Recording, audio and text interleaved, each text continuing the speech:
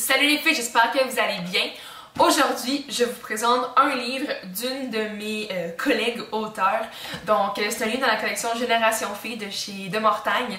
Donc, c'est un livre qui s'adresse peut-être un peu plus à un public plus jeune que les livres dont je parle d'habitude, mais c'est un livre que j'ai vraiment beaucoup aimé, même si j'ai comme 6 ans de plus que le public cible. Donc, je dirais que ce livre-là s'adresse à peut-être comme 9-12 ans, mais j'ai 18 ans, puis j'ai beaucoup aimé ce livre-là. Puis ma mère a beaucoup plus que moi, puis elle a vraiment aimé ça. Donc voilà. C'est le livre Inséparable de Aimée Verret. Donc ça ressemble à ça. J'aime vraiment beaucoup le design, je trouve vraiment beau. Donc voilà. Puis en arrière, il y a comme des petits, c'est ligné avec un petit chien, puis il passe à un os. C'est vraiment cute.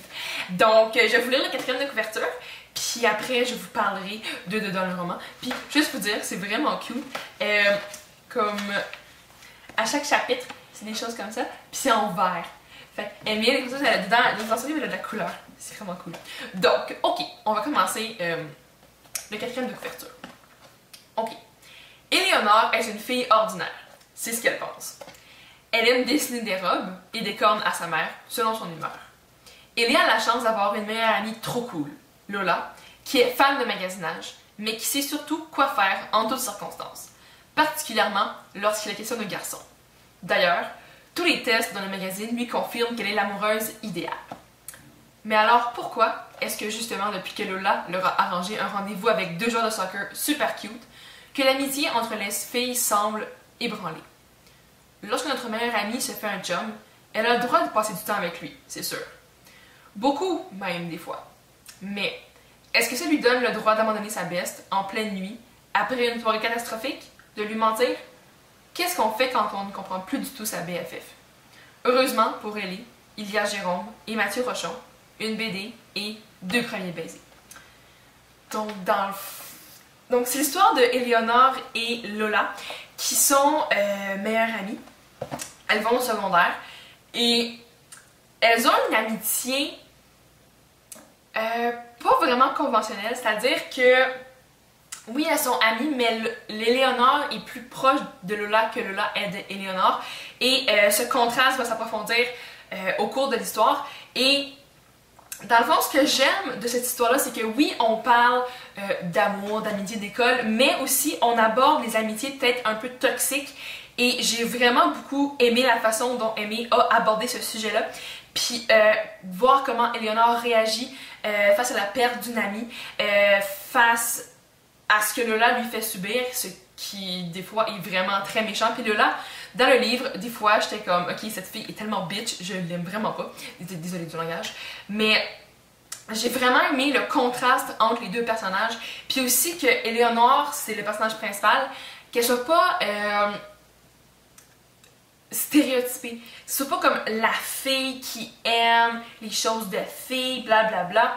Oui, c'est le fun, ok? Moi, je suis comme ça, mais, tu sais, elle aime les choses, mais elle aime d'autres choses, elle a d'autres intérêts, dont le dessin. Puis j'ai vraiment beaucoup aimé comment Aimée a exploité cette passion du dessin dans l'histoire.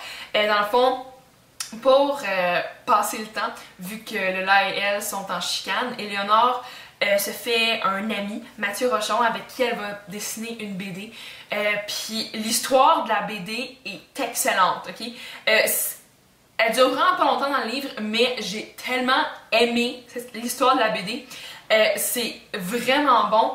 Puis quand j'ai fini le livre, j'ai écrit à Aimée, puis j'ai dit « Ok, ton livre est excellent. » Puis en plus, l'histoire de la BD, c'est tellement bon. Puis il y a beaucoup de monde qui lui ont dit ça, justement, que l'histoire, la deuxième histoire dans l'histoire était vraiment bonne. Fait que si vous le lisez, ben dites-moi ce que vous pensez de la deuxième histoire.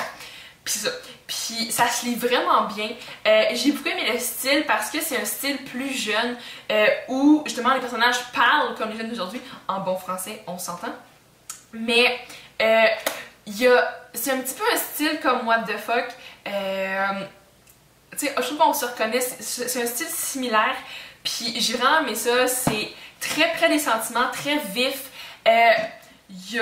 C'est vraiment bon, puis il y a 198 pages au roman, ça se lit vraiment rapidement, c'est une bonne histoire, j'ai vraiment beaucoup aimé ça.